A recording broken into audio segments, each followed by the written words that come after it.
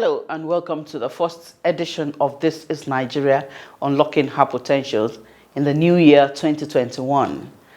And the program is still on about the investment and development opportunities across the 36 states of Nigeria. And today our spotlight is on the confluence state, Kogi State. So we have a mini feature, an interview with the governor of the state, and some public opinion on the investment opportunities in Kogi State. My name is Mayowa Oluwabiyi. Don't go away, stay with us. Kogi State is located in the north-central region of Nigeria. It was created on August 27, 1991 by the Ibrahim Babangida administration out of the old Kwara and Benue states. The capital is strategically located at Lokoja, which sits on the confluence of Nigeria's main rivers, the Niger and Benue. Kogi also shares borders with 10 other states, Benue and Anambra to the east, Kwara, Ondo, Edo, and Enugu to the west, and on the northern flank, the state has borders with Plateau, Niger, and the Federal Capital Territory. According to the Nigerian Export Promotion Commission, NEPC, Kogi State has investment potentials mainly in agriculture with cassava, cashew, rice, cocoa, coffee, palm oil, groundnuts, yam, maize, and melon as major crops.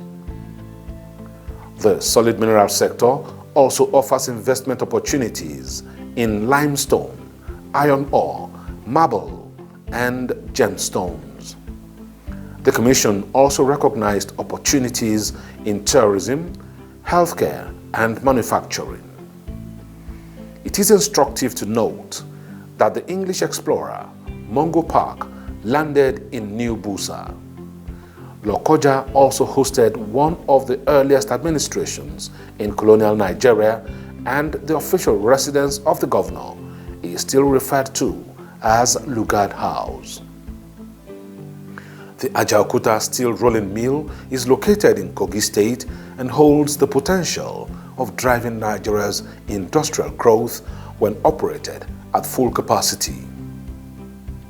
The man at the helm of affairs and governor of the state, Alhaji Yahaya Bello, says the location of the state is strategic and a distinct advantage.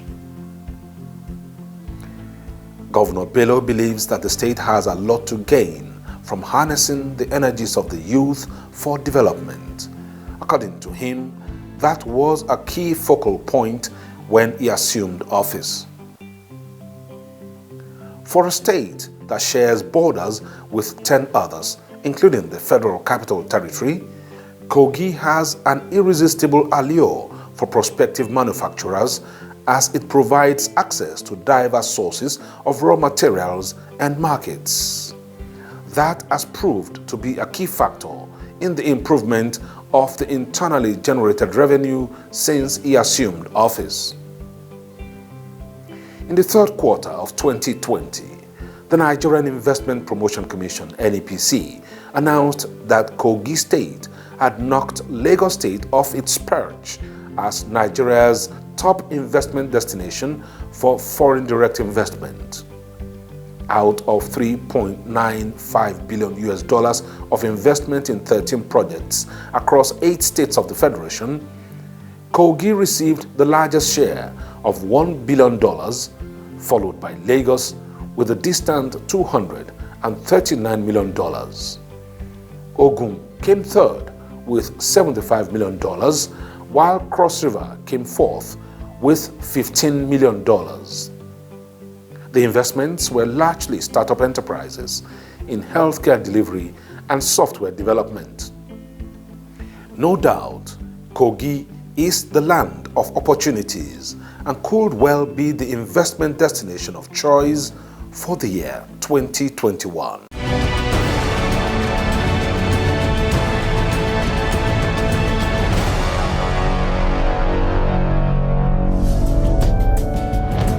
Welcome back if you're just joining us, and the spotlight is on Kogi State, the confluence state in Nigeria. And upcoming is the interview with the governor of the state, Yahaya Bello. Don't go away. Stay with us. Your Excellency, what are the investment opportunities in Kogi State, and how are you harnessing it for the development of the state? There are several investment opportunities in the states, ranging from agriculture to tourism and solid minerals. For now, we have coal, we have gold, tantalite, iron ore, and the rest. So these are all opportunities. Our land is arable, and we have the two river Nigers and Benues coming together, and we have, the vegetation is good to invest in. Now, those investments, like we already know that Kogi is leading in inflow of foreign direct investment into the country. It's been enhanced by our leadership style of ensuring that your investment is secured, of ensuring that the people take care of those investments. We have adequate manpower that's going to take care of your investment in Kogi State. So there are several areas that you can come into Kogi State and invest. So I urge all of you to come in. Even though right now we have thousands of requests for investment in Kogi State as a result of the recent happening, that we are secured, we are safe, and our youths are very, very cooperating. So what are the incentives for investors to come and invest in Kogi State? What is your state offering? Yeah, there are several tax, holidays that we give to investors, and as well as protecting and securing the lives and the investments of those that come to invest in the state. What is the profile of internally generated revenue in Kogi State under your leadership? We took our IGR from a pittance of about 250 to 350 to over 1.7 billion monthly before the advent of coronavirus. So as it is currently, we are within 900 to 1 billion because of the coronavirus. We remember we are just we are in the midst of all the country, in the middle of the country. We have 9 borders, 10 borders, with Kogi State.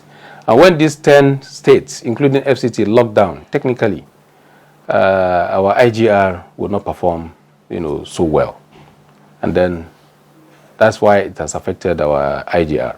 But hopefully, we are going into a new system to ensure that we up our IGR. Security is key for investment to flow into any state or any space at all. How are you tackling the issue of security in Kogi State? Thank you. Like I said, the rough, or let me say the dysfunction in our security architecture was inherited. And let me tell you something. The current administration is doing a lot in ensuring that the army, the police, there are reforms. There are certain weapons that were never, purchased again since the administration of Shehu Shagari, Elijah Shehu Shagari, until the coming of President Muhammadu Buhari now, that of the army. And several trainings and courses were left undone until the coming of President Muhammadu Buhari. So imagine the kind of long decay, the gap, the manpower training, the gap between then and now. Also, the police. There has been several rough in the system. So it will take the current IG to do a magic and quickly, change it overnight. And he's doing his best. In Kogi State, we discovered that there is this particular gap, which exists almost everywhere. And in order that we quickly meet up, we sought the approval of the authorities concerned to set up local vigilante. We sought approval to quickly incorporate the local hunters and other volunteers. And we got the approval. And in line with the law that I inherited from my predecessor, signed into but never executed, to establish our local vigilante, I quickly started the execution. We recruited able-bodied men across the state who will be trained in information gathering and fighting insecurity. At the same time, we quickly ensure that our governance principle and practice is open door policy, and then the people got to understand the workings of government. They trusted and believed in us. So we ensure that we show them the resources we have. 100 naira, for instance, I'm giving an example. This 100 naira can go into infrastructural development or empowering the people, or we spend the whole 100 naira chasing criminals. At the end of the day, there will be nothing left for development. So the people bought into it, and then they began to volunteer informations, because these criminals live amongst the people. They know them. And people were scared and afraid to come out and give information. So having built confidence in them, they were able to come out and then point out those criminals amongst them. And it was easy for the law enforcement agencies, in collaboration with the local vigilante and hunters, to quickly rout them out. That was why within 6 months of my administration, we were able to rout out insecurity in the state. So it's a gradual process, and I know that some states are trying to do same. Even though it is better to be late than never. You are aware of the Amotekun of the Southwest, and some other outfits in various other states or regions. But it's going to be a gradual process.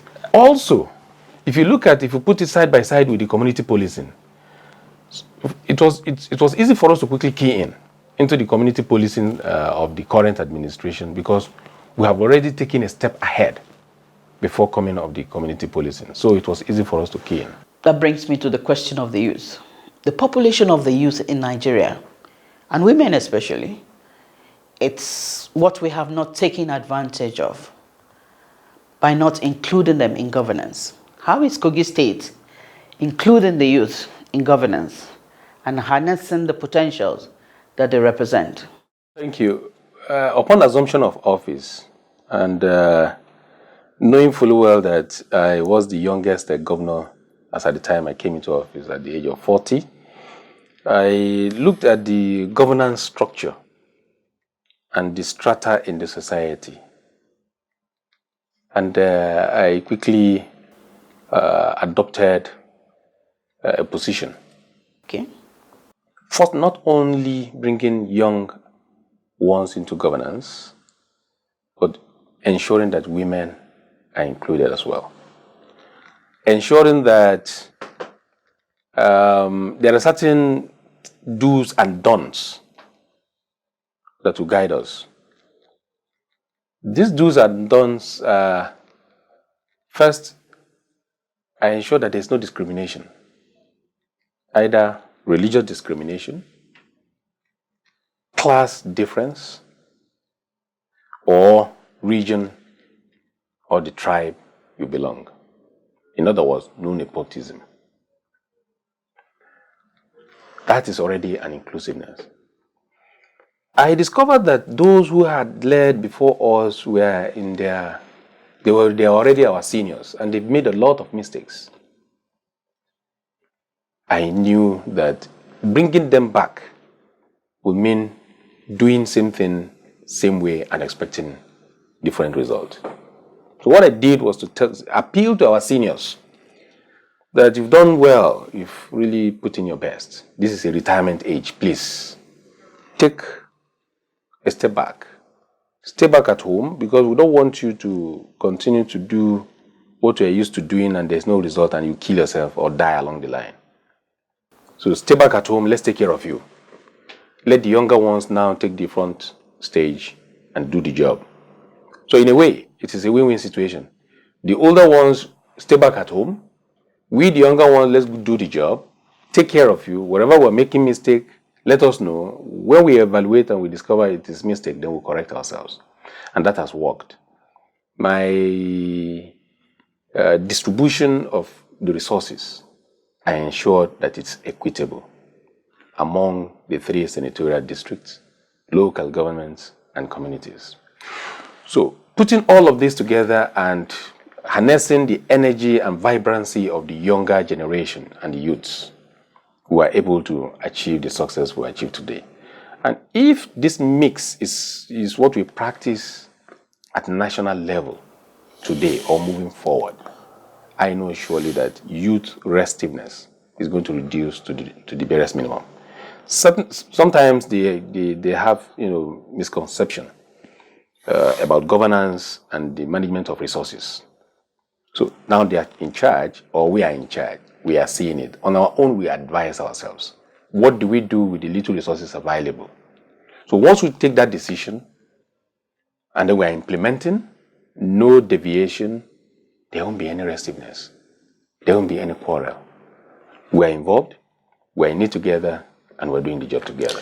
Your Excellency, oftentimes we have heard that the cost of governance is affecting our development as a developing country. What can we do to stem this tide? Kogi State is the first to make the move. We are the very first to make the move, to raise that executive bill to the Kogi State House of Assembly to stop or review the emolument of past governors and deputies or even political office holders. We're the very first. Unfortunately, I don't know why the media couldn't carry it, to the world that time. This is to reduce the cost of governance and to be able to reflect the current reality in governance. But let me take it further, that cost of governance is not, if you say cost of governance is high, it is not just on emolument or packages of governors and political office holder. Yes, let's reduce cost of governance. Yes, let's reduce emolument of both the president down to even councillor, serving and even past, however the case may be, or stop even the past fringe benefits of the past governors and what have you. Whatever purpose it's meant to satisfy them, if it's no longer desirable, it should be stopped. Like we have made such proposals. But let me take you to very important aspect of costs that we're not looking into, which we in Kogi State we have taken care of largely. I don't know whether you're going to bring it up. I should go on, to say this. You see, we as leaders, we have to be sincere. We have to sit up to do our job as leaders and as chief executives. We are still having issues of uncompleted projects. We are still having issues of overbloated or overpriced contracts. We are still having issues of insincerity and deceit within the system. All these are costing governance or government or the people more than the pittance you call emolument to various office holders, political office holders, whether president, whether governor, whether senators or reps. Let me conclude on the issue of the cost of governance and how it affects our expenditures and how it affects the people, and so that we build confidence in the people. I said it the other time that in one of these our sessions, there was this beautiful report on, from a committee that was set up, headed by Governor El-Rufai, where 2 trillion naira only were supposed to be expended on major commercial viable roads. This 2 trillion naira was supposed to be taken from pension fund.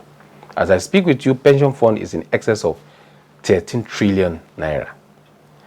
This 13 trillion naira continue to accumulate and multiply every month or every day. The 2 trillion that will be borrowed from there is going to be at an interest rate to fix our roads. It's not free. But the road is still there. Over 1 year, the report is gathering dust. Nothing is done. I feel pained over this because every week, every month, every moment, I am always using the road I choose to be using the road because I want to feel what the people are feeling. The roads are not fixed, just 2 trillion that will be paid back, but we have expended 3.5 trillion. Meanwhile, when these roads are fixed, the economy will boom, our people means of livelihood will be okay. Even those that are ill, that wants to access health care, it will be easy for them to travel on a smooth road. But yet we choose to go on COVID-19. That is misplacement of priority. These things, by the time we check them, and again, whether we like it or not, there are still overinflation of contracts, left, right, center. By the time you put all of these costs together, and then you put it side by side with the cost of governance as it is today, even though we should reduce it, you discover that cost of governance directly on government is negligible compared to the waste and misplacement of priority. And lastly, Your Excellency, Nigeria was 60 last year. So what is your take on restructuring of Nigeria?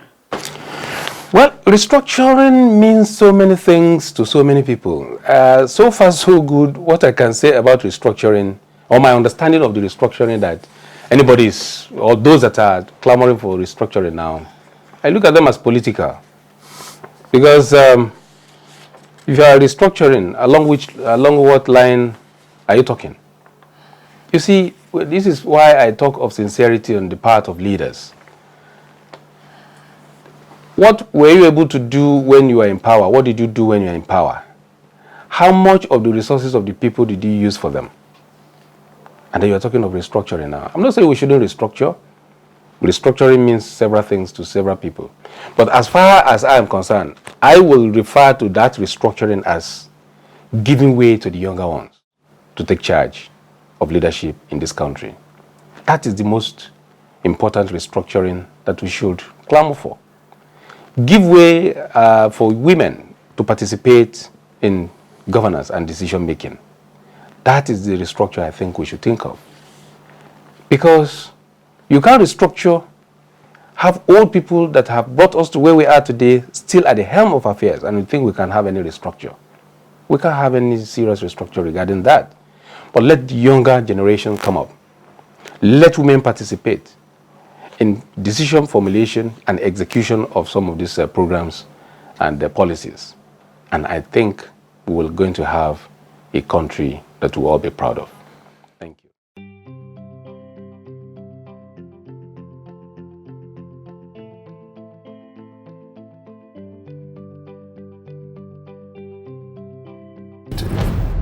Kogi State has the capacity to actually strive in international trade. This is because of its numerous natural resources. Natural resources like the iron ore, the cocoa, the gold. We have other precious stones. Kogi State remains a state with the most significant of Nigeria's historic monuments, and is also a state that is known for tourist attractions. It has a lot of tourist sites, a lot of places that people visit and enjoy nature to its fullest. I'm talking about, for instance, the Mount Patti. Mount Patti is one mountain that is so peculiar, it's so special. It's a nature reserve that a lot of people visit and climb, hike, explore its depths to enjoy nature to the fullest. It is one place, I tell you, that Lord Lugard himself, we all know, the man that helped in the amalgamation of Nigeria and the naming of Nigeria what it is right now, is a place that he visits, he enjoys visiting. The system has left women behind for a very long time, which I felt that the decision of the Kogi State Governor, His Excellency Yahaya Bello, towards women is a good development. The same applies to the Governor of Kwara State, who appoints women in his cabinet. Is a good development, because when you invest in women, you invest in nation. I support that actually. Thank you. Well, like I always say on this program, every good road must have an end. And this is where we round up today's episode of This is Nigeria. We're rounding up on the confluent states, the state that is caught up in between River Niger and River Benue, the most promising state in Nigeria. And I'm happy that even by foreign direct investment, Kogi State has overtaken Lagos State. A lot can happen in Kogi State if all hands are on deck. My name is Mayowa Oluwabiyi. Thank you for watching. God bless Nigeria and God bless Kogi State.